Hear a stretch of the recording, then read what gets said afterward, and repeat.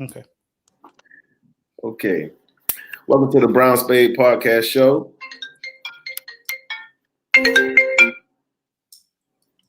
Sorry about that. Welcome to the Brown Spade Podcast Show. We have my host Cleveland Akins with me today. We have special guests, two special guests with us today, and today we'll be talking about men experience going through a divorce. We're going to talk about our experience. A lot of times our stories never get told, so now we're going to hear from four guys from four different areas, and we'll talk our truths and our experiences. So, who want to dive in first?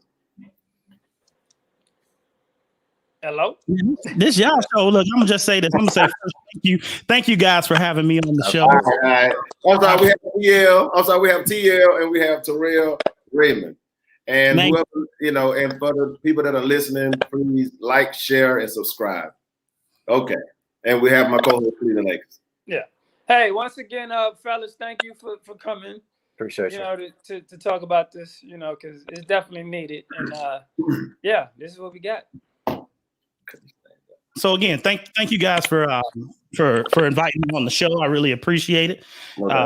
It's great to see Black men creating a space for us to have a conversation. Yeah. And I listen to you guys. So I'm just tell you like this. I'm a fan, and I appreciate what you guys are doing, and I want you guys to and continue the conversation, especially with these women, man. And we gotta support you too, bro.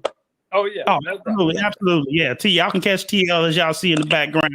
Frontline Stereo podcast all the time, every Thursday, 7 p.m. Eastern Standard Time. I twist up everything, man.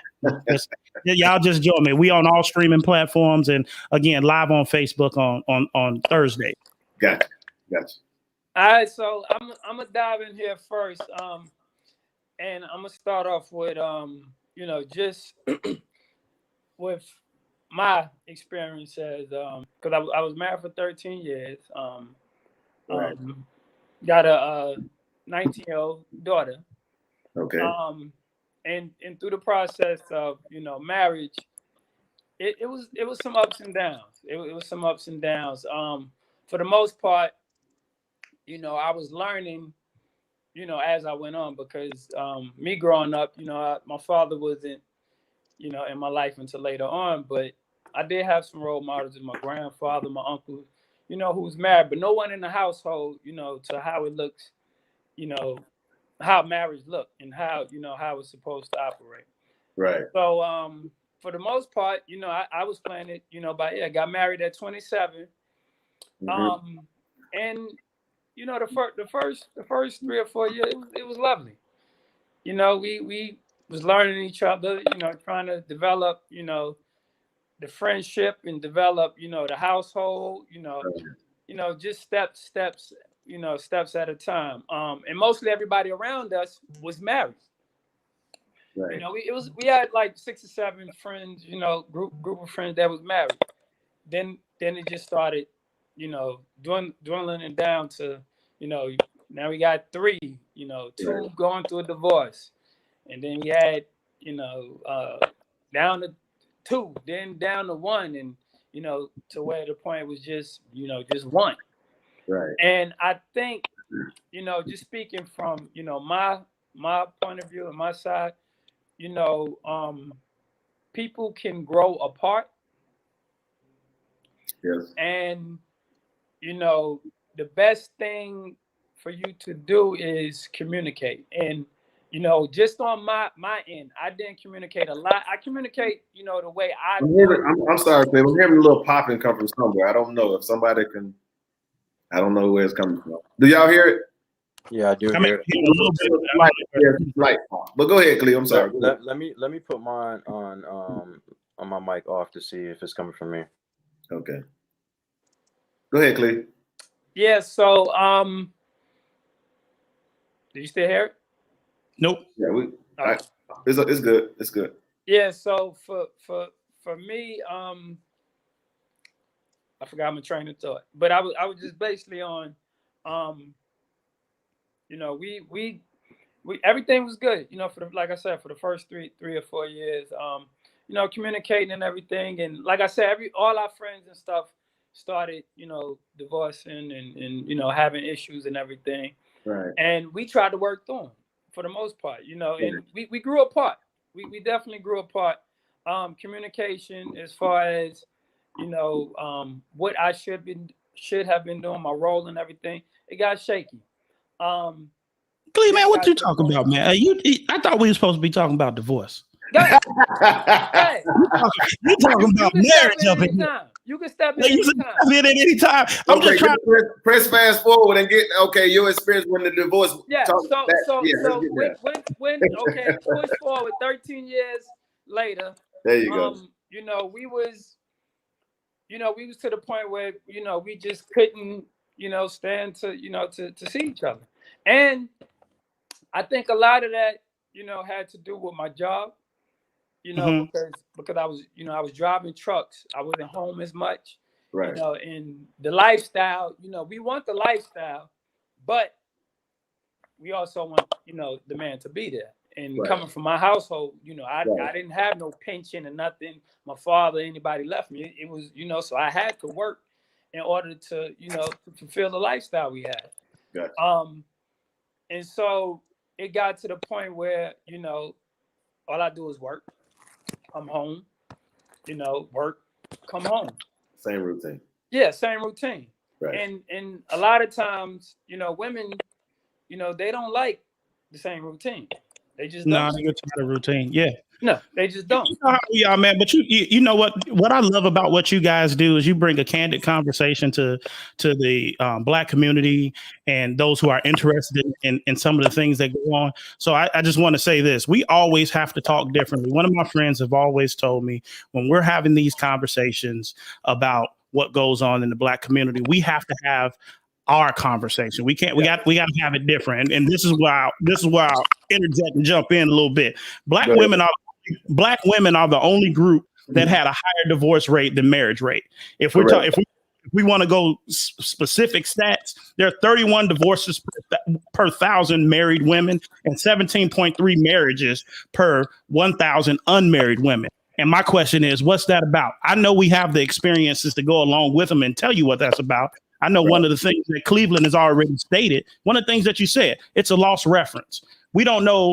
Some of us don't have a man in the household to guide us. Me, I'm from the West Side, single parent home, only child raised by my mother and in my direct household. But I had a plethora of uncles to drive my manhood from. But there's a lost reference for me without having a man in the house. And that goes the same thing for women too. There's a lost reference. How they gonna tell us how to be a man if they never seen a man be a man? Yeah, true. Right. True. Because a lot of times they didn't have a man in their lives either. In most cases. But another thing, just to piggyback off what Cleveland was saying, it's a give and take too, because it's all about sacrifice. You can't have a good life without bringing in income. So without income, there's no outcome. But here's the thing: when it comes to Black marriages, we have the lowest rate for marriages amongst any category, whether you're talking about race, whether you're talking about age, whether you're talking about schooling, whether you're talking about how much money is in the household. It's just our women, they don't get married. In this, our modern women are not getting married at a young age. Now, me, I got married at age 21. I have a 20-year-old. I have a 20-year-old and a 16-year-old, and I was married for 13 years as well. I was married and involved in my marriage for 13 years. On paper, I was married for 17 years. That goes to speak to some of the experiences that we have. I know it took me to go through my divorce for me to realize that this is not I go down to the courthouse and I file this paperwork. We get split up and, we try to work out this co-parenting situations. I started talking to guys. And I had my divorce literally was 7 years. I don't know how long you guys' divorce was. But my divorce was 7 years. And I think people need to hear this so they can understand, like, marriage is something that you need to take seriously because it's legacy building. And as we're building the legacy, we got to pay attention to who we building our legacy with. True. For me, my divorce didn't take that long, but I was separated for a year and a half. And it got to the point where I was like, what are we doing? Are we going to be together or are we going to separate? And during that time, we tried counseling, and counseling was okay, but through the counseling, I learned so much more about me and what, if this didn't work, the next person that I was gonna be with, I understood what I had to, where I had to be mentally and emotionally and physically in order to, to take it to the next level. So I did a whole revamp. Like I went vegan. When I started going to counseling, she started getting me to do things that I like to do, because I lost myself in my marriage. Yeah, Dude, I truly lost myself in my marriage. How long was your divorce? How long did it take you to get officially divorced? 3 months. 3 months. I wish. Yeah. Once it was issued, it took 3 months. Yeah. It was Okay, Terrell, we haven't heard your side, Mr. Redmond. Go ahead. Yeah, I'm going to ask him the same question. I say, how long did it take yours? No, yeah, I appreciate it, guys. Appreciate you guys having me on.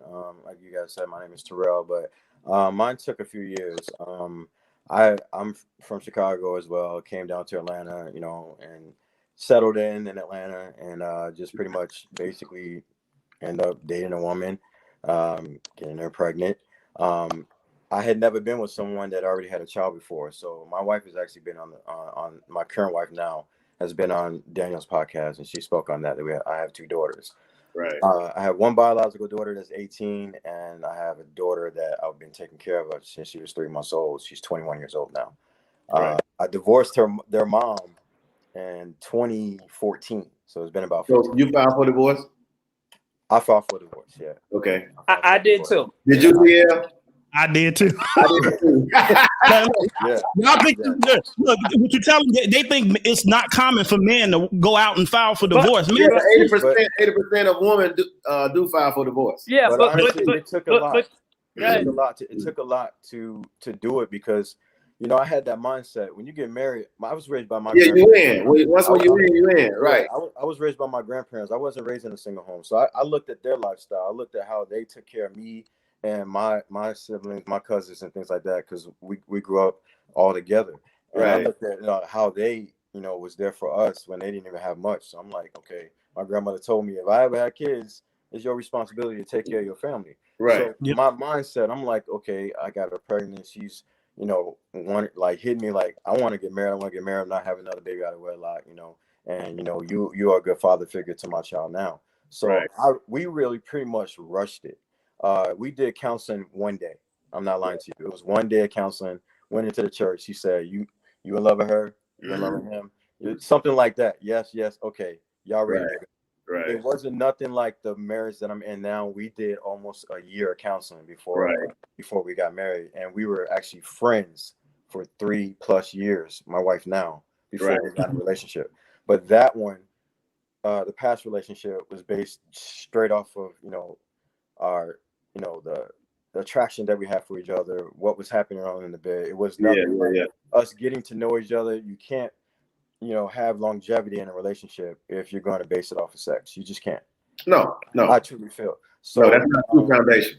Yeah, so absolutely. So basically, when it came to me, it was like, okay, I'm gonna do this because I know it's my responsibility. But I knew that I felt in my heart that she wasn't ready. But I was young. I was 24 years old, and I had my biological daughter was born when I was 24. So keep in mind, she already had a daughter that I've been raising this whole time. Right. And so, it just came to me like, this is what I got to do. And then she's in my ear like, I want to get married. Because like Cleveland said, around us, everybody was married, but it was like something that she wanted to try out. It wasn't something that she knew that she was, she really wanted to do. Yeah. I say it all the time. I say most women want a wedding. They don't want a husband. That's exactly right. They don't understand. They don't understand what marriage consists of. It's more of a fairy tale for them. They don't understand that it's a lot of work. It's a lot of sacrifice. It's a lot of give and take. It's gonna be some rainy days. It's gonna be some cold days. You're supposed to hang in there. That's what it's all about.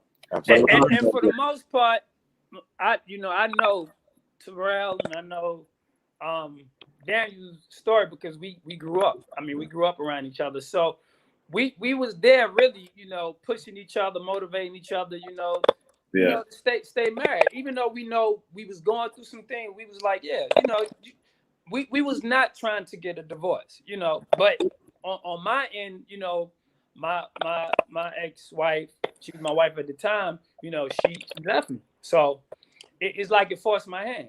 You know, it forced my hand to, because I didn't want to, you know, do that for the simple fact I had a child, and I want to make sure that my child had both parents in the household. Right. You know, and a lot of times we do that. We will stay in that marriage. You'll make that sacrifice. Right. Yeah, just so our child can have both parents. Now, you know, looking at it now, will I do it again? Probably so, because I wanted my child. I wanted to be in my child's life, but I would have did things a lot different. You know, the way I went about it. Yeah. But it was my marriage was. It was. I mean, my divorce wasn't. It wasn't hard. It wasn't bad. It was not bad. You know, mine was terrible. Mine was when I filed, it was about 3 or 4 months. Yeah. Oh, y'all got walks in the park. I had 3 months. 2 months. Were you and I don't know if you were in Atlanta or were you in Chicago when you got married? I was actually in Atlanta. She's from Atlanta, my ex-wife. I met her here. I'm not even gonna lie, it was a horrific divorce because I was so pretty much, I'll be honest with you, I was so afraid to leave the house because I had never had that experience on being away from my daughters. You know what I'm saying? So and that's when I started to feel that she was taking advantage, because she said, I know what I did, but you'll never leave us because you love your girls too much. You may be upset with me, but you'll never leave your girls. Right. You know what I'm saying? And that's when that happens a lot. I've heard some horror stories. Yeah. So when the first, second, third, fourth, you know, I was, you know, Cleveland, no, we were going to church. I'm trying to, you know, live with the Lord and just do the right thing. Pray the old white Jesus, huh? Yeah, you know, but it just like it kept reoccurring because of the fact that she knew my heart. She knew that, you know, I'm all about my family. Yeah, of course. And so it was like, you know, you're not gonna leave us. I know that, you know, you're feeling some kind of way. Yeah, I get it, but like, you ain't gonna leave. So I stayed in the house for 7 to 8 months before I actually literally, you know, got the courage to leave and then file a divorce. Yeah, and that's something to say. Something in the name, brother, because that's exactly how I felt. But mine was terrible. It did not take me 2 months. It did not take me 3 months. It did not take me 2 years. It took me 6 long years. Why did it take so long? One, Terrell's gonna feel this one because I was in Crook County. That's part of it. Cook County, Illinois. Crook County is what I call them. They actually have a documentary out on YouTube called Crook County, where it details the information that you go through and that lawyers do, the role lawyers play, the role judges play in divorce, and how it's really a racketing business. I literally spent 6 years fighting over one thing, and that one thing was the right to see my children. A lot of us don't talk about the horrific stories that we experience with judges and what we actually go through. I had everything from a guardian ad litem. I don't know if some of your listeners know what that term is. It's basically a lawyer for the children to their take on things. I had to go to anger management. He had to go to anger management. We had to go through court-appointed counseling sessions. I had to go to reunification sessions, and all for naught. Because up to this date, I still that relationship that I was fighting for 6 years to obtain. I'm on the outside of that of that conversation. Yes, I am divorced and happily remarried, but I don't have the relationships that I have with my son. You're talking about a guy who in the community who started the sports association in the community. I coached basketball, football, baseball. I was the person going to the PTA meetings. I picked my boys up from school. I dropped them off at school. I wasn't the uninvolved dad. I was the dad that had so much proof to show how much I was involved. Hell, it took me so long to get divorced. My wife had 3 other kids during our divorce. That should show you. But isn't it crazy that the ones who do the right thing, those the ones get the most hell? Yeah. They're the ones who get the most hell, the ones who do the right thing. I don't understand that. What'd you say? No, I was saying, Terrell, hit your mute and see, because I'm hearing crackling, a lot of crackling. Hit your Yeah, mute and see. I had mine on mute the whole time just to see if it was on my Yeah, hand. I don't know, man. I don't know. Yeah. So like when I go, I'm can't be you. right now. Keep talking. Keep talking and see what happens.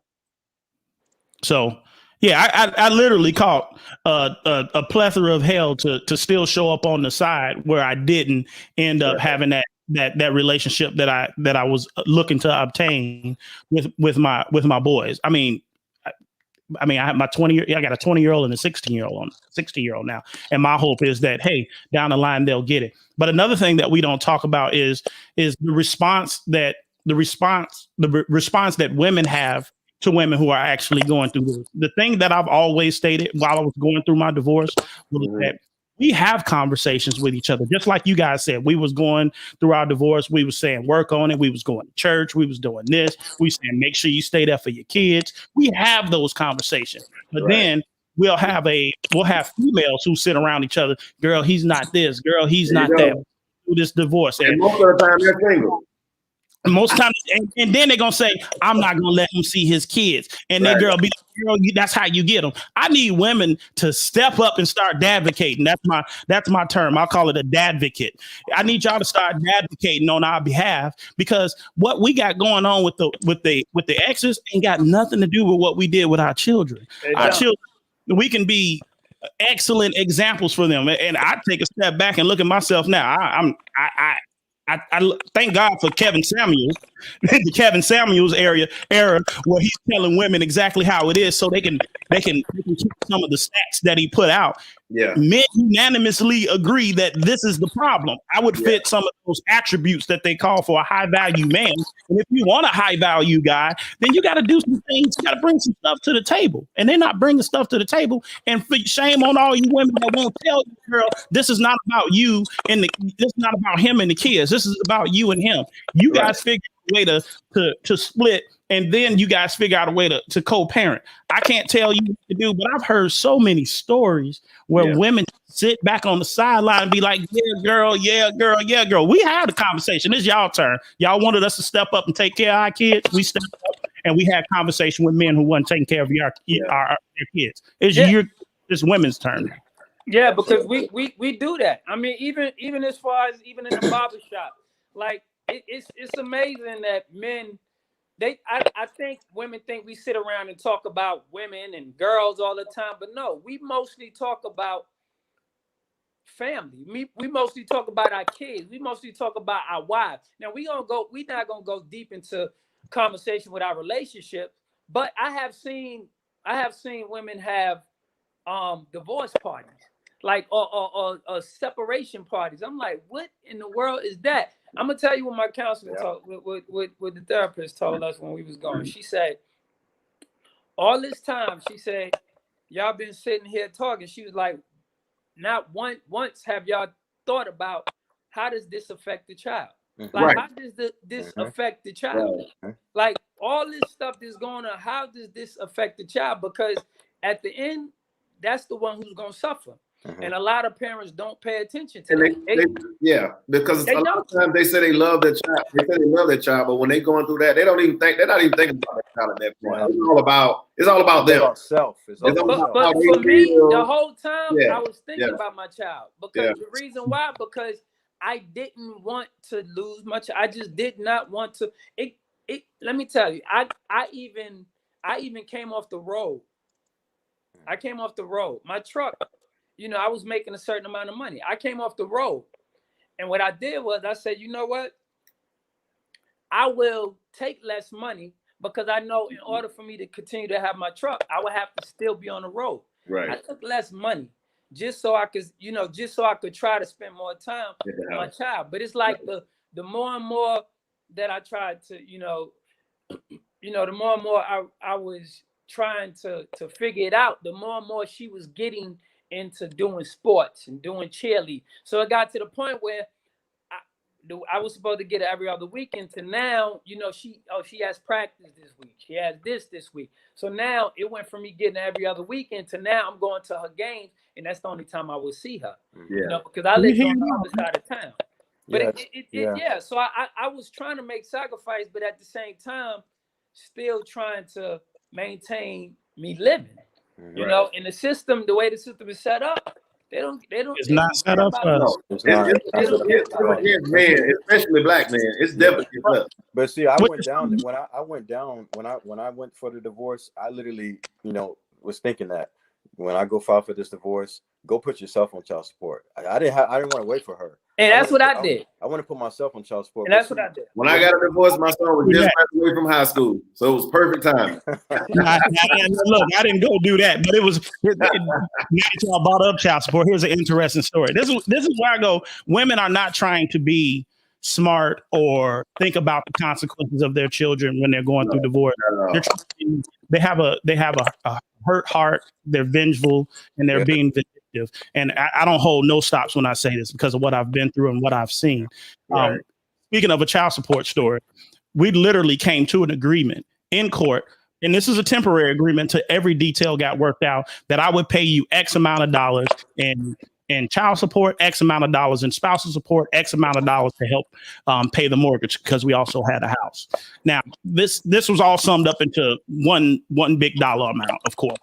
And then as we go along throughout the divorce, I find out that one, she didn't pay the mortgage and lost the house. Two, she went and put me on child support, even though the court had already placed an agreement putting the child support and spousal support in place. Because she did that, she not only lost the money in spousal support, she also, y'all women listen to this, don't do this, don't be vindictive. She also lost the ability. She lost the amount of child support that I was paying her.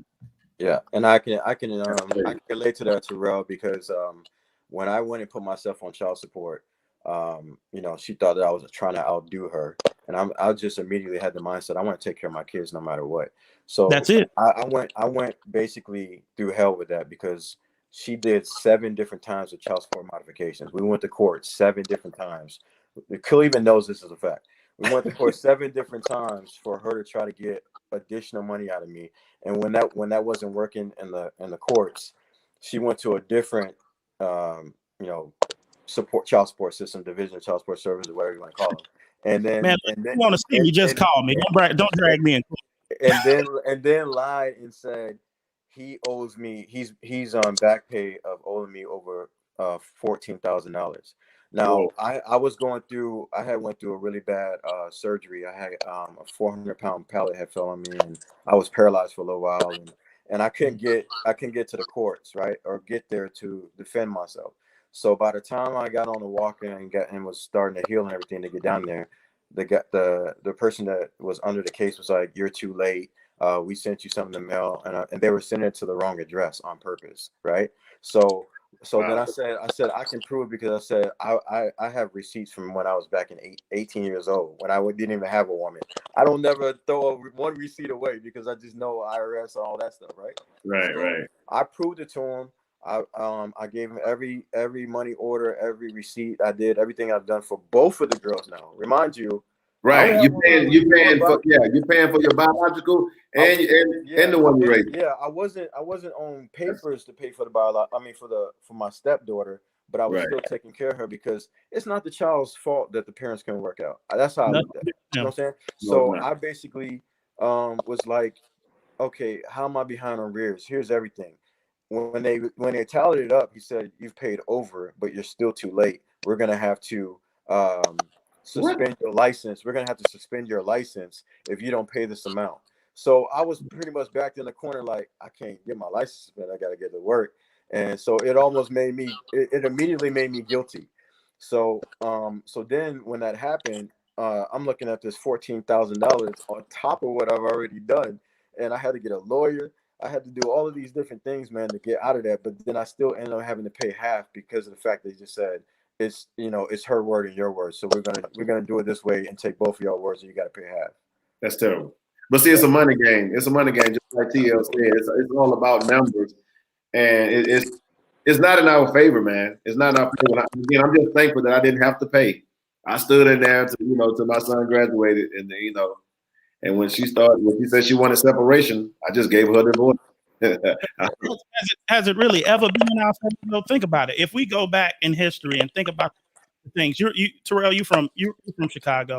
Think about the projects and think about the days where.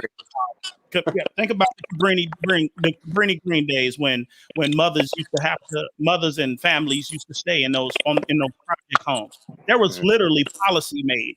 Yeah. Government policy created to say, if you remove this guy from the house, then you can get a lower rent. We'll figure out something for him somewhere for him to live and place him somewhere for you guys. Right. Never been in our family. That's why we have. That was the beginning of separating the black family, because we was just coming out of segregation during this time. Very much. And so that was the design plan also, you know. Right. And that's why I bring up this term again. You have to advocate. I'm a part of an organization that is looking to change some of the policies that take place when you're going through divorce. I know in Chicago it wasn't a known thing. It's a known thing now of how they calculate child support. They're on a more of a Floridian model for when they calculate child support. They take into consideration the mother's mother's income along with the father's income, and then they do an average based off a family of 4, and then they deduct what the mother would pay, and then what's left over is what the father would pay. Usually in Chicago, it used to be a system in where it's one child has this percentage, 2 children have this percentage, 3 children have this percentage, 4 more children have this percentage. If you take that part out of the equation, which is one of the things that I'm advocating for, if you take the child support piece out of the equation, we wouldn't have some of these horrific 6-year, 7-year, I've heard all the way up to 10-year divorces, because places like Canada and Switzerland, they get a flat rate per child. And their divorces the only reason why their divorces last a year is because they push for them to figure out ways to work it out as opposed to separating. But yeah, like Canada, it's $250 per child. It's a flat rate. No, it don't matter what job you work at. It don't matter what income you have. This is what the court can give you. $250 per child. And what you do over is your moral responsibility, or your morals will allow you to do that. And I think women lose sight of that because it's them wanting to make you do something. It's, I can make you pay your whole check when you divorce, if you want to leave, or it's not that you're leaving me, he left us. Right. This is not in the equation. Right. I'm leaving you. And they have to ask themselves, and they have to be honest with themselves. What's more important, money or the children? What's more important, the time with the father spending time with the kids, or the money? Not saying we don't supposed to do our financial duty. We're gonna do that, but we shouldn't have to go through hell and hot water just to spend time with our kids. I just think it's unfair. Yeah. And a lot of times we catch it. Oh, go ahead, Clee. Go ahead. No, I was gonna say a lot of times we catch hell toward the end too, when you have moved on, when or if you get into a relationship with someone else, right? And it's crazy because the child would look at you. The mother could move on, but the daddy can't move on. Yeah. And it gets to the point where I had to have a conversation with my daughter, like you me and your mother both love you. We both love you. I said, but we were not happy together, and you would want us to be happy together, right? And she was like, yeah. I said, so in order for us to be happy, we had to separate. I said, and it happened. It's nothing that you did. It's nothing on you. It's nothing that you did, but this is what it took, in order for us to better be parents to you. And so she understood that, but she still didn't understand why, her mother and father couldn't be together. So the mother, she can move on, but the daddy, he can't move on. We're supposed to say single. Yep, that's it. I didn't mean to cut you off. It's crazy. Agreeing with you. No, you're fine. With you because that's what happened with the oldest daughter. She just couldn't understand the reason why I wasn't with her mom anymore. And no matter how I explain it, you going from being a father in a house reading to your children every night, them seeing you every single day. You know, you spending a magnitude of, you know, like a lot of time with your kids. Yeah, you're to investing a only lot of getting them time. Yeah. to only getting them every other weekend. It's confusing to them. But then Right. also, and not to bash my ex-wife, but you know, she always used to be like, I never talk bad about you, you know what I'm saying, in front of the kids. But if you're on your phone with one of your girls or one of your family members and They the hear you. kids in the back seat Yeah. and you're bashing me, they hear you. hear that, you know what I'm saying? Yeah. And not only that, as they got older, they started explaining to me, like, when she would drop them off to me, she would always have an attitude or always be bitter, and I would be so calm because I didn't want to show that type of image, you know, to my girls, right? I was just Right. like, I'm gonna be the calm one, but she always was in fight mode, and Right. so you know, as they got older, they started to recognize it themselves, like, Daddy, we know it's not you, it's, you know, Mommy, we want to, you know, curse you out and argue, and you like, why you be so quiet? Why don't you, you know, stand up for yourself? And I said, because you got to understand life about being humble, and it's like, you don't have to have so much pride to where you can't just be the one that, if you know, you don't say anything, you'll be better off, and you'll have you know, the better, you know, output of the whole situation, because of the fact that I used to be the one to be like, don't talk to me like that, or I never put my hands on a woman because I just never believed in that. But I Right. always, you know, was just like, you know, get out my face with that or something like that. But it didn't work. It just fired her up more. You know what I'm saying? Right. So it's just like, when it came to my kids, that's the reason why I stayed in there for like 8 months, because I was really afraid to leave them, because it was like, I knew when I left that house. Yeah, exactly. And then not only that, when it was time for me to get them, she was killing the system. Like, anytime she would get, you know, still be in her feelings because I done moved on my life, you're not getting the girls. Anytime she got mad at me, you're not getting That's the the girls. only You know what pull I'm they saying? have. That's the only draw they have. So you have to leave That's yourself from that. that's her spade card. That Yeah, is the Trump absolutely. card. Can we say Trump card today? Yeah. I know everybody don't like Trump these days. Yeah. I gotta worry about if you say Trump, because we, you know, we're emotionally treating all the black people that's on Yeah, the. that's a Trump card.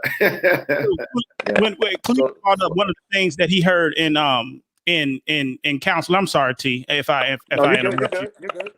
It was on the piece that you were talking about. One of the things that they talked about with me in counseling was emotional responses, and a lot of women don't understand that men have different emotional responses than women. And the counselor that we had, which we eventually didn't have once they said this, it's natural for women to cry when they're upset. It's natural for them to cry when they're mad. It's natural for them to storm away when they're upset and they're mad. But what's natural for a guy to do when he's upset? You think we gonna cry when we upset? We're not gonna cry. And one of the biggest things that my ex-wife used to go back and forth with me all the time is he displays emotional anger, or he displays anger in front of me, and I become afraid.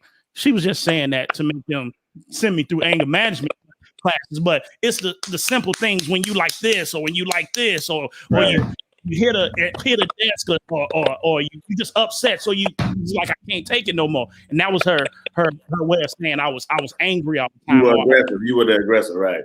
To me. And one of the things counselors gave me a level of relief over, that not all counselors do, is, what do you expect a man's emotional response to be when they're upset? They're not going to cry. Right. He's not going to storm out. Yeah, he's going to try and cope with things a whole lot different. Yeah, Right. we do. And we hold it in for a very long time. Right. Yeah. Which brings stress. Because Cleveland used to tell me all the time. Yeah, Cleveland used to tell me all the time, Terrell, you know, you looking down, you know, I had to move in. I actually had to move in with Cleveland and his ex-wife at one point, because the bank account got wiped away from me. I had literally no money. So that's a whole nother story. But I had it's this story. I know that story too. so you know, he would see me every day, and he would see me down. It wasn't the fact that I had, you know, was going through the divorce. Well, some of it had to do with that, but it was like, you know, what are my kids thinking? You know, I always would be thinking about, what are they thinking? What do they think now about their dad? Do they think that I, you know, that you know, I gave up, or I didn't put enough effort or energy into making it work? and Cleveland be like, man, you gotta go on with your life. But you know, when a man is going through something and you're offering that advice, you know, when you're going through a divorce, you may have all the advice you want, but it's no impact whatsoever when someone's going through that, because of the fact that you got to do it on your own time. Like some days you can really focus and be focused on your job, be focused on your kids, be focused on other stuff, but then you wake up one day and you be like, it hits you like boom, and you just get down like quicksand. You know what I'm saying? Like it really messes with you. So I was going through that, and even I did the counseling and everything, but it just really, honestly, it wasn't working. The only thing that worked for me was the time. Time healed everything. I think in my situation when we first split before I filed for divorce, it was never a discussion explaining it to the kids, even though the kids were grown. You know, one day they just come and then all of a sudden everything's just different. Nobody never really told them how to explain it to them. And I told this to Cleveland a while back, how even though kids can be grown, it's still going to affect them as well. You know, a lot of times we're just thinking because they're small, it's just, you know, going to affect them. But when it affects them when they're adults, because I noticed my kids' behavior when once we split up and when I got a divorce, but it was never discussed on what happened or whatever. It was almost like I was to blame. They didn't say it, but you could just feel it. You know, you could feel that energy, that kind of withdrawal. And I just, in my mind, I just knew in time things would come to a level. In time, things will work its way back. You know. Do you know how regularly I hear in time, and I didn't give you my backstory. Let me give you a little bit of my backstory. I am a only child of a single parent household. Yes, I was raised by my mother, which means, you know, me not having my father in my life. What would be my primary goal when I start my family? You're going to be a better father. To make sure, not just better, to make sure I'm at the very least present in my children's life. Right. You're going to be what your father wasn't. You got it. That's my primary focus. That's why my ex knew that was going to be the primary draw in order to hurt me. The only thing that could hurt me. I didn't care about no money. I didn't care about no house. I didn't care about cars or no clothes. He did all of the above. And the one thing that she could possibly do to hurt me would be to continue to pull and draw back my children. However, even through that long period of time where we were going through our divorce, I heard everything. You don't worry about the kids; they'll come back around.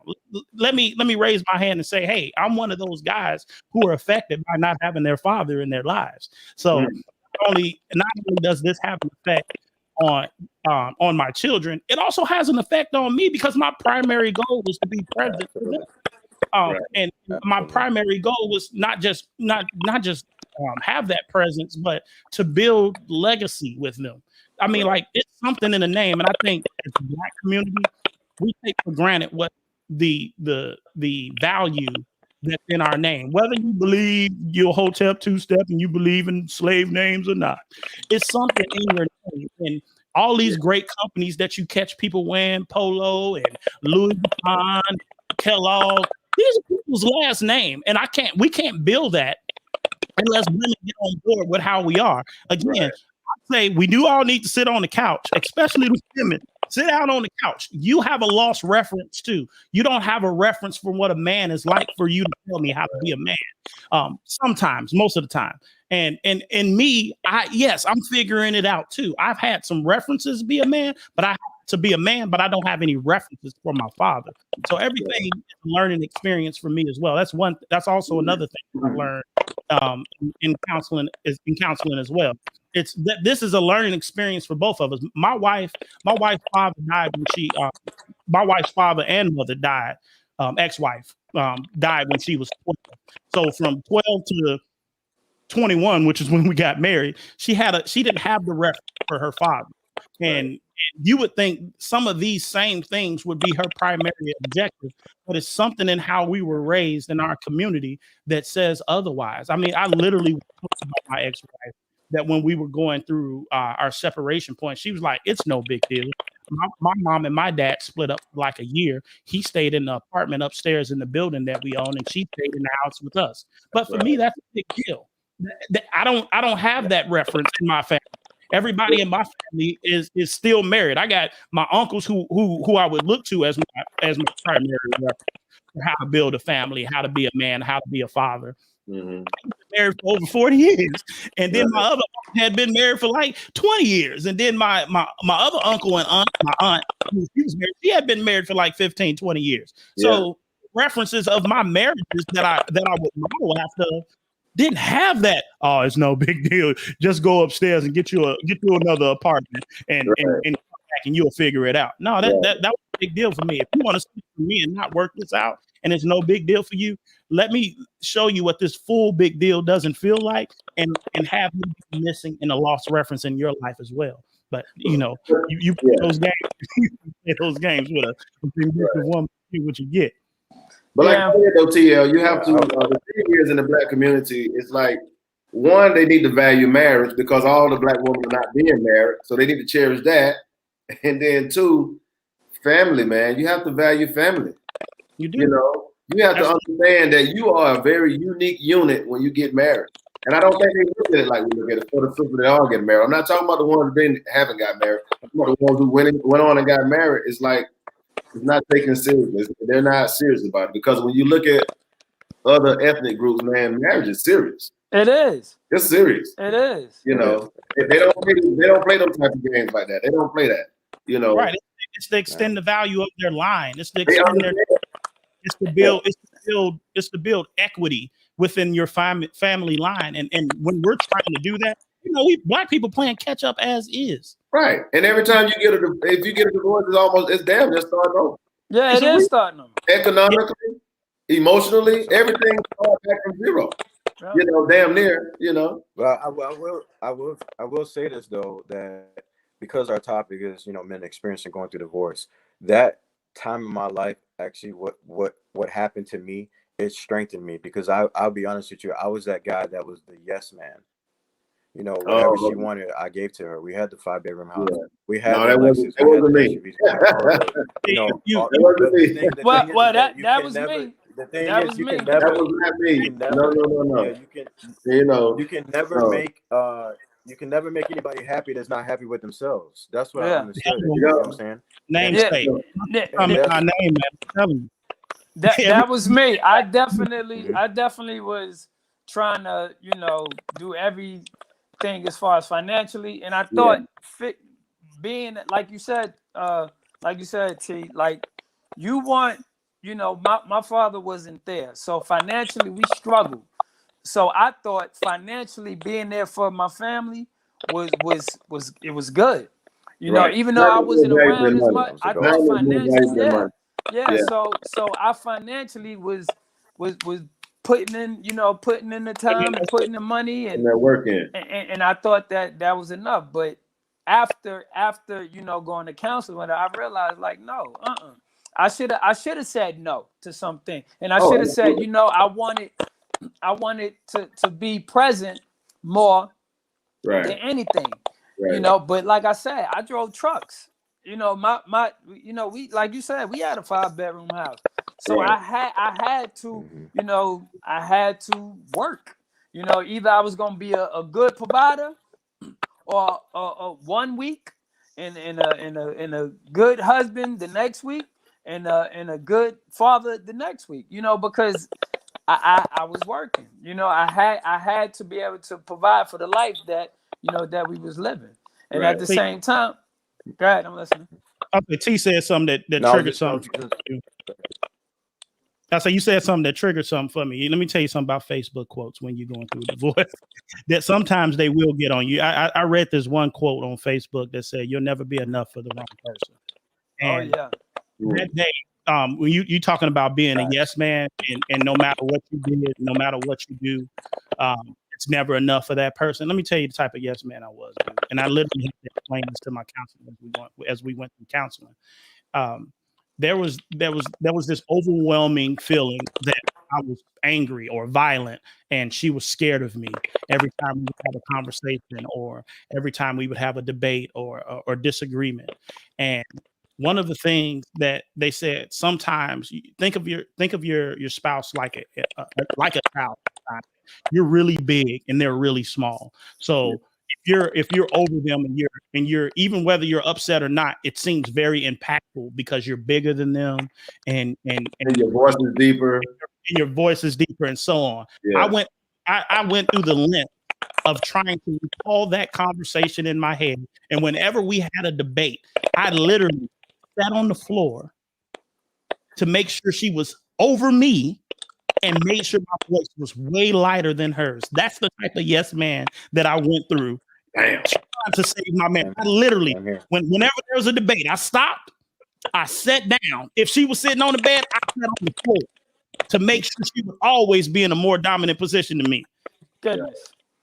That is a level of craziness that I will never ever go through. I agree. That's a level of craziness. Hey, and that's beta male. That's beta male. There. You know what I'm saying? I'm like, I did everything I could do to stay a 14-year marriage.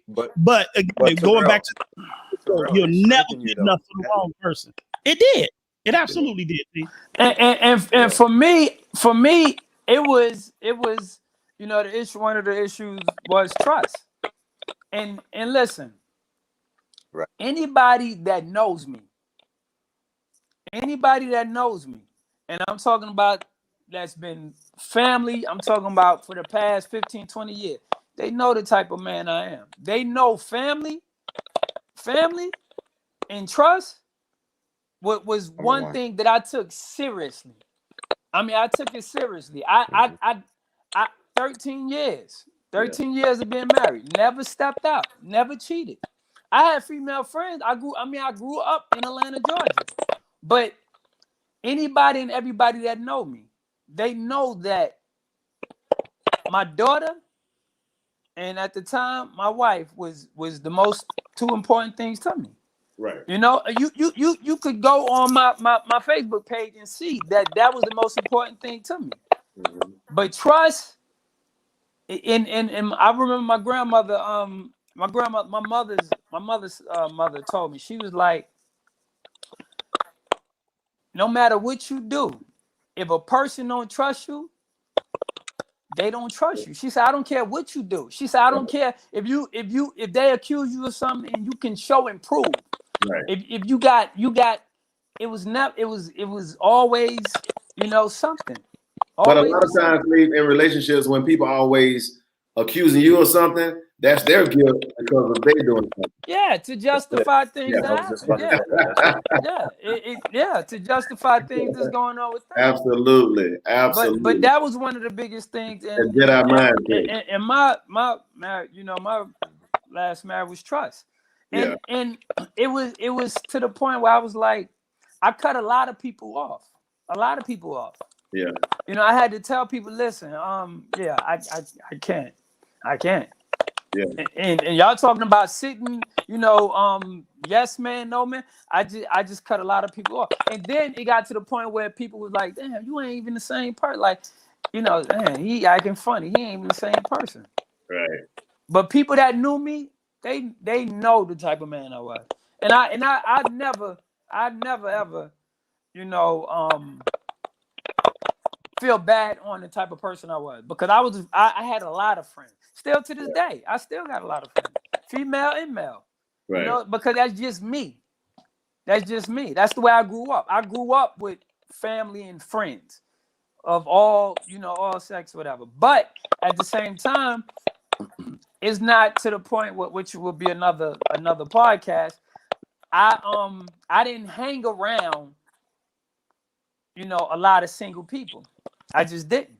Right. I just didn't. But friends, I had a lot of friends. People that would call me, hey, how you doing? What's going on? Yeah. But trust was that was one of the biggest issues. That was one of the biggest issues. I agree. Yeah. Yeah. Yeah, I totally agree with you, Cleve. I mean, if you don't have that trust, you can't have a relationship. I totally agree with you. I mean, I just went through, that crazy, situation that I feel, but because of that, the outcome that I got out of it, the wife that I have now and the mother figure that she is to my daughters is, I couldn't have asked for a better wife, a better situation now, because she like my Cleveland to tell you, for an example, I was at his house before I got with my ex-wife, and I was just dating, and I had my daughters for that weekend, and we went over to their house, and we were all together. All the adults were together in the living room. The girls was up in the room, and I was with a lady. And when my oldest daughter came around the corner, and I just was laying there with my arm, out, and the girl was like closer to my chest. Yeah. I guess she came to get me. She came around. She was all happy, and she came to get me. And she came around, and she seen us, and she froze. And the Cleveland, to tell you, the tears just dropped. Yeah, she started crying. Experience. Yeah, that was my first experience of my daughter, because I waited a very long time for anybody to see my kids after I divorced their mom, because I just had to work on myself. But that let me know right then and there, she couldn't take me being with somebody else other than her mom, and so I had to sit on Cleveland steps for hours and sit there and talk to her until she stopped crying and let her know. Wow. Yeah, man. Kids, the kids, they get affected, man. They really do. They definitely get affected. Yeah, they get affected, man. And with my daughter, it took a lot for her to get used to, daddy is actually dating. But one thing I didn't have a lot of people around her. I started dating one person after my divorce. I started dating one person, I ended up marrying that person. Yeah. And it's funny because so many people, was like, well, damn, you rushed into a relationship fast. And I'm like, for who? Right. Because people have these timelines in their mind. They try to, it's like an unwritten law on how life's supposed to be. Yeah. Because, I mean, hell, I married, I was dating for 2 years. And when I met my wife 6 months later, we got married. Yeah, but people put you in a box and they expect you to stay in that box. If you come out that box, they're gonna question what you're doing. But I'm like, what you mean? I got in a relationship too soon. They don't realize that I was separated for a whole year, almost a year and a half. Yeah, they don't see that part. Yeah. Yeah. So but you living for you and yours. You're not living for somebody else. Right. But I'm just saying how people think. But that's how people think. They're thinking that you're supposed to go a certain amount of years before you get back involved. Says who? Yeah. But look, my ex told me I shouldn't be dating anybody all the while long she was pregnant. All those who got a timeline as soon as we separated, she had her boyfriend. They were living together like that. Right. They didn't even look at her like she did something wrong. I was wrong. I brought my now wife to a family event like a year later, and I was wrong. But she was pregnant all the while long. Talking about some I was like, I had a female roommate at one point, right? So I had a female roommate at one point, and she was just a female roommate. I wasn't doing anything with her. It wasn't even like that.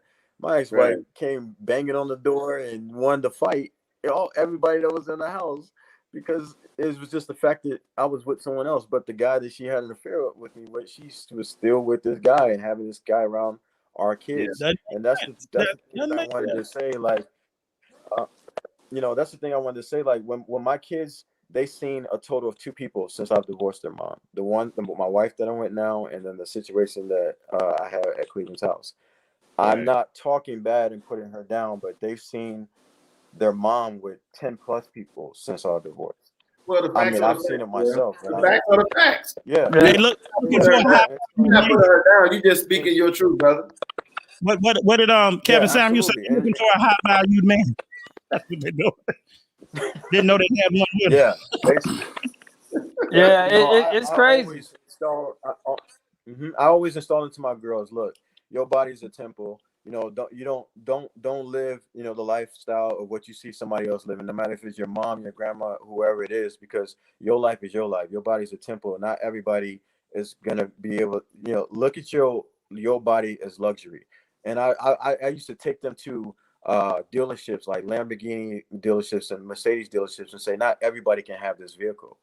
So, think of your body and your mindset like that. Not everybody can have you. It got to be somebody that's special. And they were like, well, mom said it's okay to date more than one person. I don't care what your mom say. You know what I'm saying? You just say, hey, mom is a Honda Civic. I need you to be a Lamborghini. Man, look, one thing I want to say is, just sitting here listening to you guys have this conversation, man, I'm noticing one common trend. All of us are remarried. Yeah. To say the least. And happily. Yes, happily. Yes. Tia, how many years you been married in your new marriage? In my new marriage, I've been married for 2 years. I'm on 3. Okay. When you said Tia, my bad. I got thrown off. What about you, Terrell? I've been in my marriage now. I've been with her for 11 years, and we've been married for 5. Okay. You are 2? Yeah, this going on 2. Yeah. Okay. Yeah. In April, it'll be number 5 for me. And see, the beautiful thing is, man, we learned from my previous marriage. And listen, my divorce was not terrible. It was not terrible. It was after the divorce that things got a little shaky. It was after the divorce. It wasn't during the divorce. The divorce was party over here, party over there. Yeah, but and I understand your situation, Cleve, because but in life when you go through that journey, right, and everybody go their separate ways, the grass ain't greener what they thought.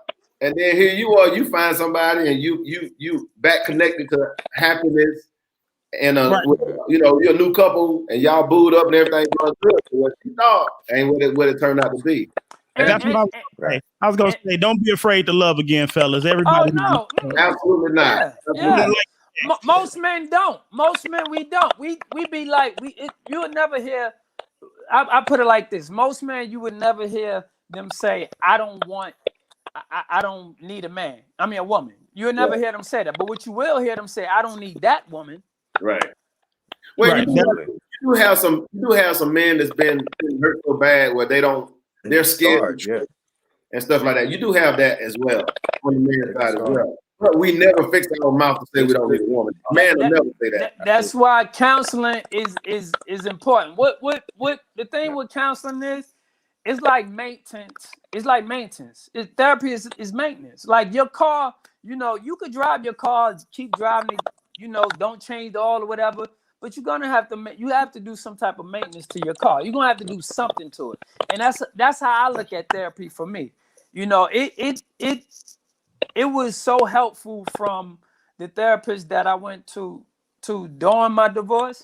Mm-hmm. She helped me to move on to the next therapist that I started seeing because she told me, she said, you don't even know what you like, because everything she was asking me, I would tell her. She was like, that sounds like a woman's. Something a woman would like. She said, "You sure?" That's what I said, and I started thinking about it. I'm like, you know what? She absolutely right. Going shopping and doing this, and she looking at me like, no, I don't think that's what you like. That's what your family like to do. But what do you like? Yeah. And she said to me, she said, "I'm gonna give you some homework." She said, "I want you to think about the last time you was ecstatic. I mean, you was so happy." And when I thought about it, I'm like, the last time I could remember being happy, I was a kid. Ride my bike. This counseling was during your first marriage you're talking about? Yes, this was during my first. Yes, I said, I was happy. The last time I was happy, I was riding bikes. She said, "Well, you need to get back to riding bikes." And y'all remember, that's what I started doing. I started riding bikes. I went, me and my younger brother, we riding bikes. We going to the gym. Yeah. We even joined this little bike thing. We riding at night with lights and all that.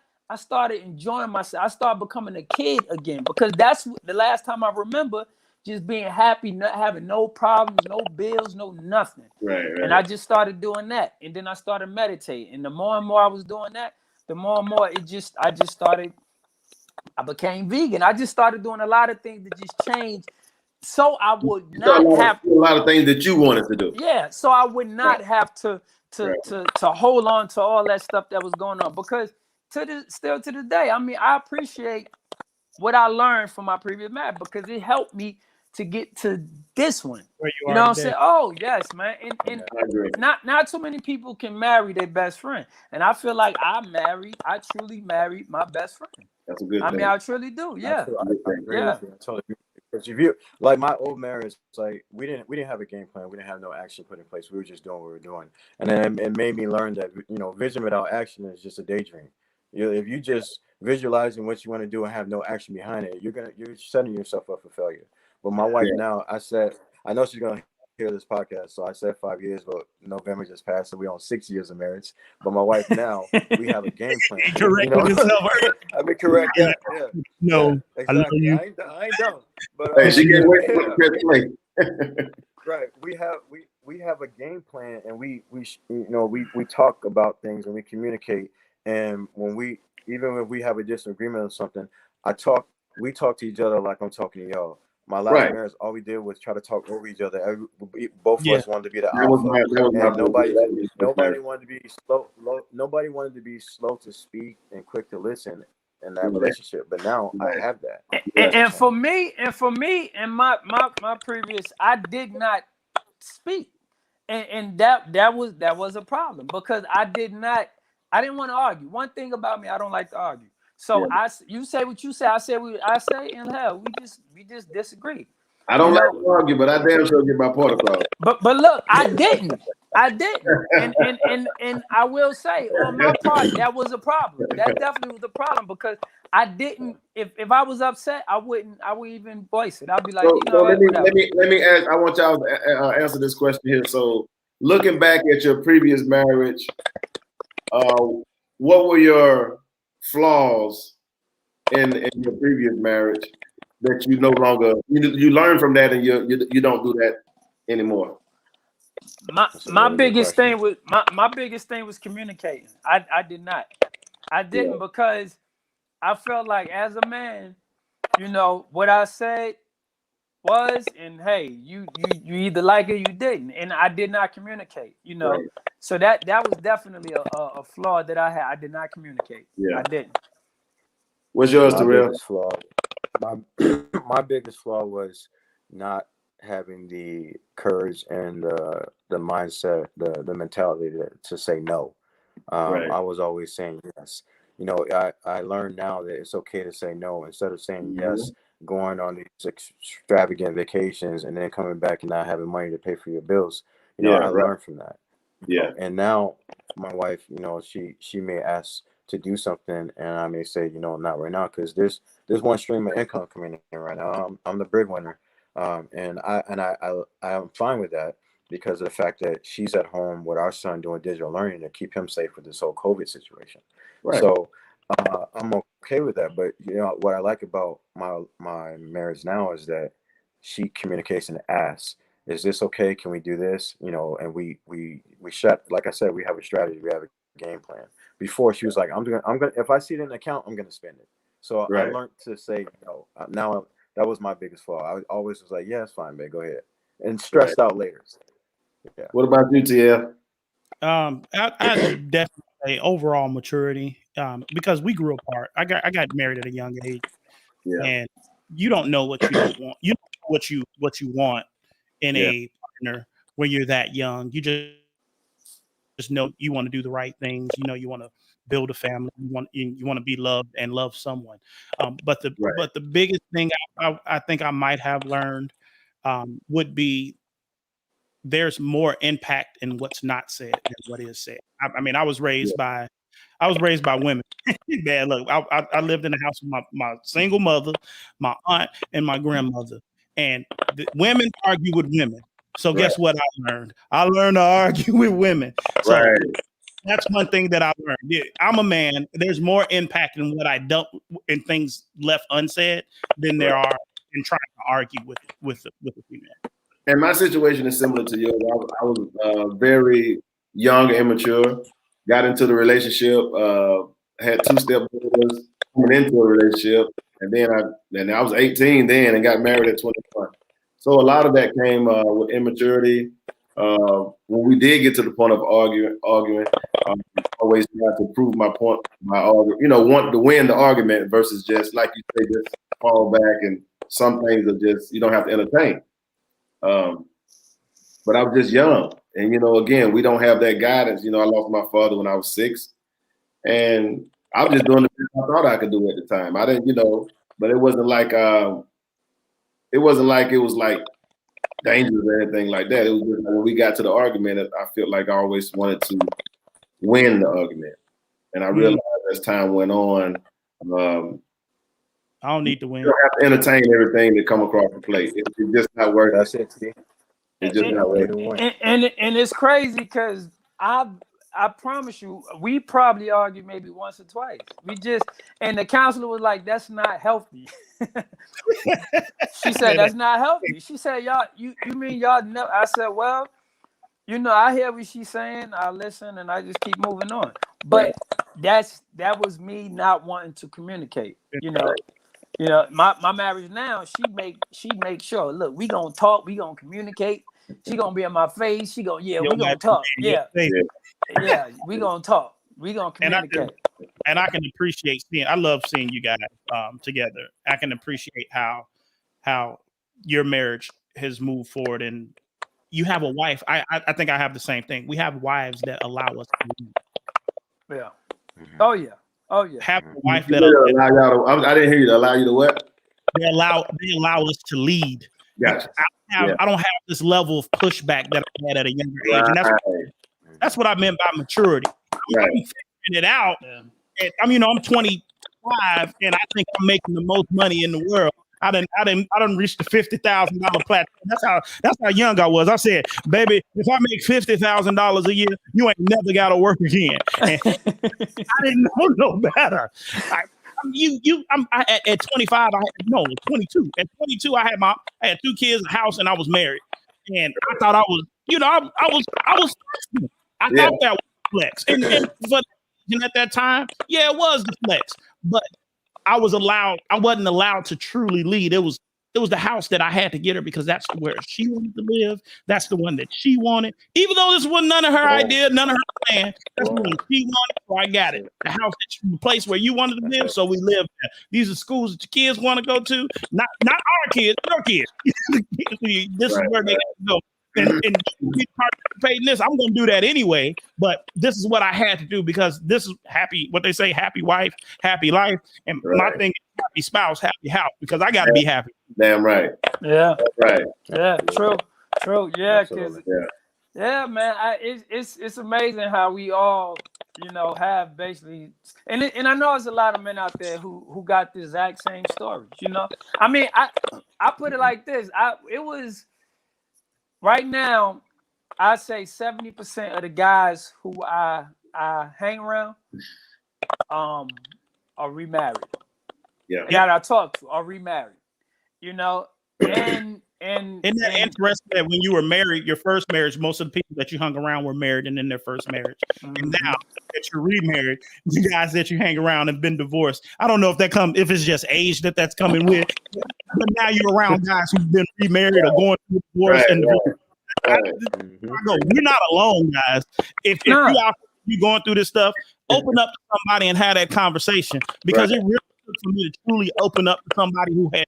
I really had problems with the fact that I was going through it. It was like I don't want to walk this earth alone. One of the biggest issues that I had when I was going through my divorce is in my mind, I had already planned out what my life was going to look like with my wife. And when we separated and was really serious about the divorce, when we're going through these years, the biggest question, it's going to be stupid, y'all. The biggest question I had was, who am I going to be buried next to now? Bam. It's like, who am I going to be buried next to now? Where does my family plot go? Who is he going to be buried next to? What happens to me after life? Now, he asked me that today. I know exactly who I'm going to be buried next to. It ain't going to be nobody because I want you to burn me up, put me in the box, because it don't matter. But that was one of the things that lingered in my head because I had a plan, and I needed us to follow that plan. Right. So question, when did y'all realize that, how far along was you in your marriage when you said, you know what,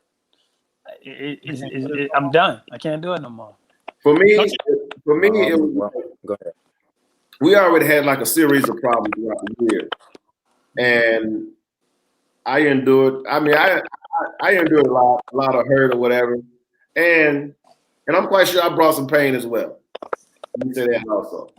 I'm not innocent. Yeah, right. No, we none of us are. Right. Well, what I mean by that is, stepping out and stuff like that. But it was every time I tried to do right, it seemed like she just do wrong. I'm like, what the hell is going on? You know what I'm saying? It's like when I try to turn around and I was like, look, this got to stop. I'm trying to correct the wrong, and I turn around and get another pie in the face. So as time went on, and I had told myself, because I think I had called Clee one time. This time, it one just really hit me real hard. It hit me so hard, man. I had to walk the whole subdivision. I just walked. I was just so mad, man. I feel like static in my hand. You know what I mean? And I told myself I don't want to never feel like that again. And I said, but I told myself this. I never told her that. I told myself, okay, if I ever come up anything similar to this, I'm just gonna go ahead and cut bait and give her roses, man. Let it go. So, man, I remember the day like it was yesterday, like for real. Me too. You know that old saying, just like you said, Dan. We had a series of issues throughout the marriage. Yeah. I don't to be innocent at all, but you know that saying that the time we get together, it took half that time to break up. Right.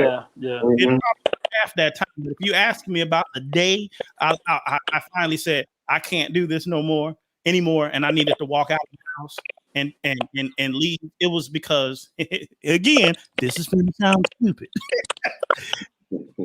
We weren't sleeping in the same room anymore. She was. Oh hell no! It's time to go. Time to go. Hold on, wait. She was choosing to sleep on the couch. She slept on the couch. She wouldn't go in the room. Right. She wouldn't even come in the room with me. Even though I wasn't arguing, we weren't arguing. We didn't have anything to argue about at the time. She wouldn't sleep in the same room as me. So at that time, your marriage is not going the way you expecting it to go. And that's my space. And man space in your house when you're depressed and going through something. It ain't the cleanliest, the nice smelling place there is. I left and went to my family's house for, I think this was I know this was over the 4th of July weekend. And my uncle was barbecuing. So I left and, just enjoy and try to, lift my spirits by being around my family. Mm-hmm. When I came back, she had cleaned up the room, smelled great.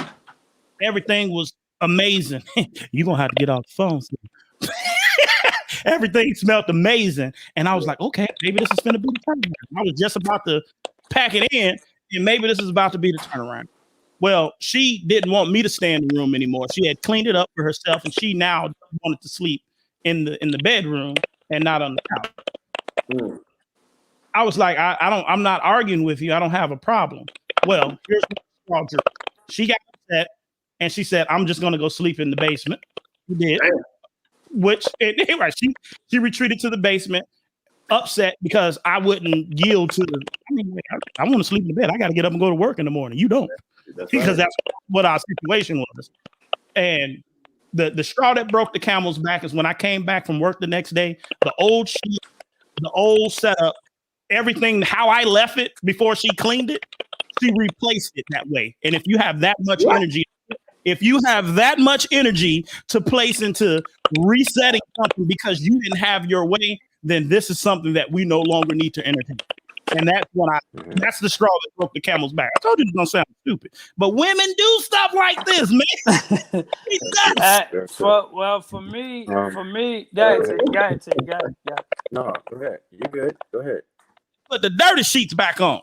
Take the clean off, put the dirty ones back. For me, it was when I felt the respect was gone. I got a notification on Facebook, and I'm like, "What in the world?" What? I looked, and it said, you know, it was from my ex, stating that me and her had split up, and basically stating that, you know, she had moved. Yeah. Well, it's complicated. No, but the book of faces. But for me, I was like, wait a minute, like, really?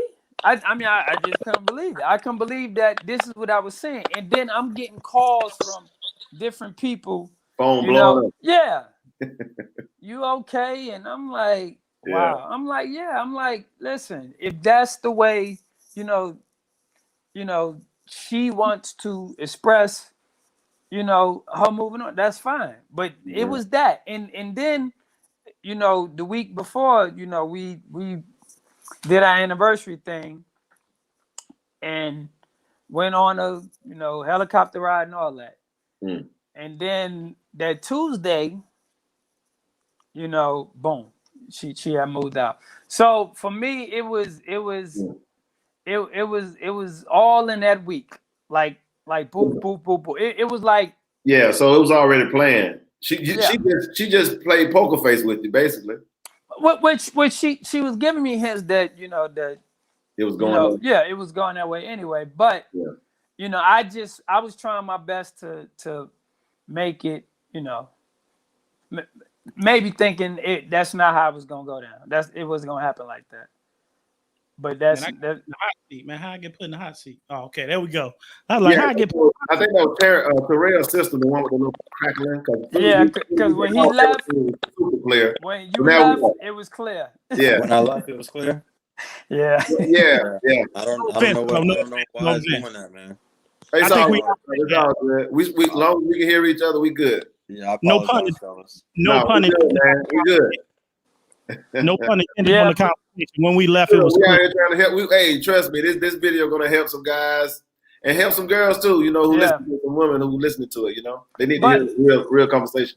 But that was the point. Like, I was like, you know what? Like, you know, our respect for each other is gone. I was like, it's no need. You know, and for me, I was trying my best to just keep it going as far as friendship. The girl said somebody's microphone is on some BS. Huh? Sagoon said somebody's microphone is on some BS. No, on the live. I don't know if you can read it. You said Shagoon said what? Somebody's microphone is on some BS. I guess it's crackling. Yeah, I see it. So the Terrell Sagoon? Yeah, it's crazy. Yeah, he know going. Yeah, he know going. If it's on mine, man, no, man, you okay, bro? No, you good. You good. No, I'm saying even when I go on mute, I can still hear for some reason. Yeah. But go ahead, go ahead and tell your story, T. Terrell. You know, that's two people. Okay, so basically. So basically, guys, for me, it was like TL said, you know, I was sleeping in the guest room, and you know, she's coming in, and wee hours of night, 2, 3, 4, 5 o'clock in the morning, and it was always about, you know, are you gonna get the kids after you get off of work? I was just pretty much doing everything for, you know, for the girls, while she was able to, you know, go to nightlife and do this and that, but we were what made me realize that it was really completely over. One of her best friends, you know, her husband's birthday, we were going to be going to a party, and so she was like, "Let's just have a good day. Let's go to Six Flags and stuff like that." And it was just me and her. So we went to Six Flags, and she's like, "Why are you so quiet? Why are you so boring? Like, why you not, you know, you're not, you know, doing anything exciting anymore?" And then we'd be in the car, and she'd be asking me to do certain stuff like, "Why don't you like rap for me or something like that?" And I'm like, "Why would I rap for you? You know, like I ain't been doing that for all these years." So what she was doing was trying to compare me to this dude that she was, you know, that she was with outside of our marriage, and that just, you know, that just wasn't me. But so she basically went to the store, and she said, "I want to go to the mall and go get me something." At that time, she had 2 phones. Well, she took one of the phones and made a mistake and left the other phone. For the back Was cave. it- That was it was the one job? for the back Did cave. the job give her a phone? Yeah, That was the one for Yeah. the back cave. Right, one for Yeah, the plug and so- one for the low. yeah. So basically, she left it. You know, I wasn't even tripping about the phone being in the house. I didn't even really even. You know, I'm not that. I wasn't that guy to go look. and Right. I stuff, mean, it but happens. It was like, but no, she kept calling me when she left. She kept calling me to pick my voice to see if I was angry. You know what I'm Yeah. saying? She like, what are you doing? I'm like, I'm just at the house, getting ready. And she like, oh, I'll be there in a minute. Then she realized she forgot to go. And she called back 2 or 3 more times to still see. And at this time, I had already peeped it because dude had text, and I picked up the phone, and it was like, you know, I can't wait to see you again. Yada. Long, you know, that's another story. But I knew then, you know, that she had been comparing me to this dude because of based off the messages and everything that I had seen. It was all the, you know, all the communication that she was giving me. Why I ain't doing this and why I ain't doing that. That's what they were actually doing when she was out with him. So Yeah. what's That's crazy how- is, and I know y'all gonna think that this is crazy. I actually, after that, I was really hurt, of course. But after that, that's when I stayed in the house for 6 more months because I really didn't know what I was gonna do. I came down to Atlanta with no family. I made God gave me the family that I had, and I'm like, I can go on with my life, but I just don't want to leave my girl. So that's when I stayed for 6 more months, knowing that she was with somebody else and she wasn't with in the house with me. It wasn't, it wasn't involved in anything like that. It's just that's just where it was, and that's when I decided I had to go. Yeah. I just want to say to your listeners, especially the female listeners and watchers, I hope y'all realize how many times we done said that's another story. We keep letting y'all off the hook. Mm-hmm. Y'all don't never let us off the hook. We keep letting y'all off the hook because that is this story. Right. But we keep y'all off the hook.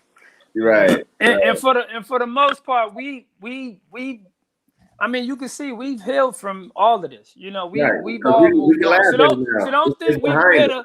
Don't think we bitter and we doing this show to be bitter. No, it's just we want to reach out to men who may be going through this, who may have went through this, who don't even know don't even know that men even talk about this or go through this. Yeah. So that's basically what this show is about. We're not trying to go after our exes and nothing like that. It's just men, we don't do this. We don't talk. We don't communicate about when going through divorce or even after divorce. We just don't. Right. Yeah, your stats is low during a great person. That conversation with no other brother. Not unless they're real close to you. You don't want to talk about your stats is down. You ain't trying to. Yeah, most times you're not trying to share that with anybody. It got to be somebody you really trust, who you confide in. Men don't talk like that to a whole variety of people. Like, man, I'm going through it. No, they don't do that. No, we don't. Brother, I cried. My ex-wife, she was a good person, but she just wasn't good for me. Yeah. Hey, that's a good way to put it. I didn't hear him. What did he say? I said my ex-wife was a good person. She just wasn't good for me. Hey, I like that. That's a good way to put it. I like that. That's a good way to put it. It's good for somebody. Yeah. Oh yeah. Right. Hey, well, look, brothers, I'm gonna be honest with you. My time is coming. My time is. Yeah. Hey, we appreciate you, TL. But before you leave, man, just some last words, or that could touch somebody out there. Go ahead, brother. Man, last words is we kind of already we've been saying them.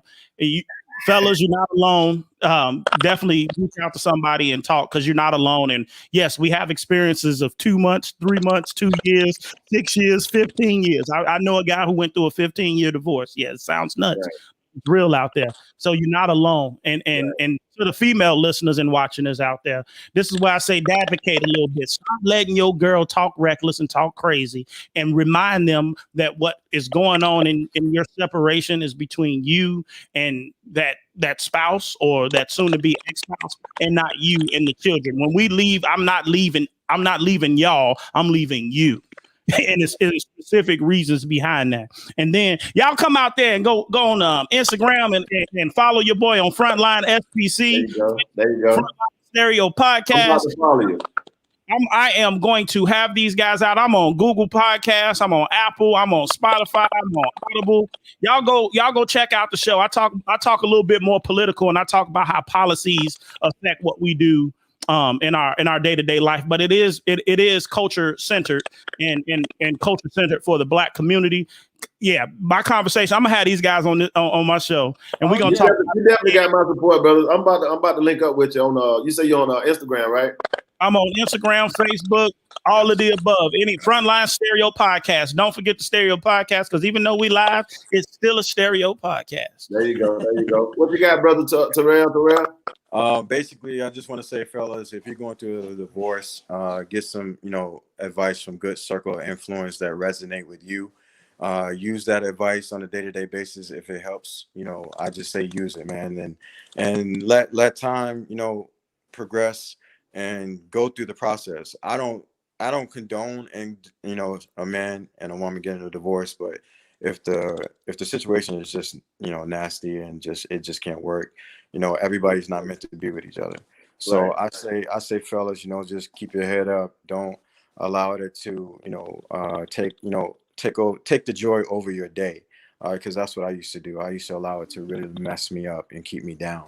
So and the ladies that are actually listening to this, I know for a fact there are good women out there, just like these gentlemen right here that I'm on this podcast with. We all were great women. I know that there's great women out there, but the ones that are thinking about going through a divorce or in a serious situation like what we've been talking about on here, right. Just ladies, give us the respect that we deserve. If we giving it to you, just give it back to us. That's all we ask.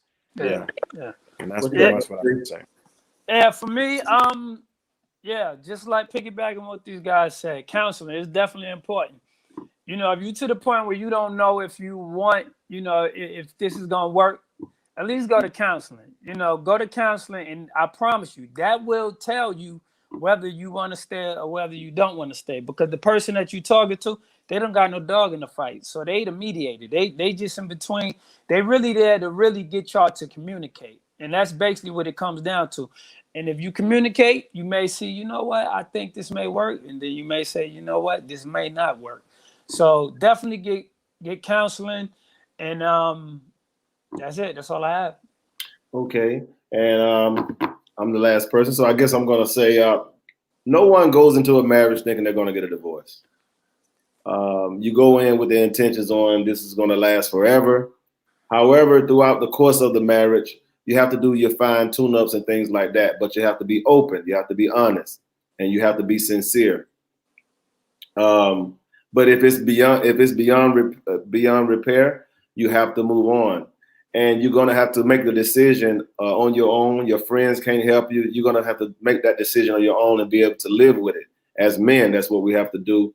If we're the one that's making that decision to get a divorce, even if you're not making a decision, you're still gonna have to accept it and move on. It's a part of life that we don't want to, sometimes we don't like, but you never know what the future may hold. Here we have 4 gentlemen here. We went through a divorce. We really didn't want a divorce, but now look at us now. We happily married. We got wives that fit our lifestyle and everything is working dandy. So with that being said, peace. Go. Thank you guys. Peace. Have a good one. All right, man.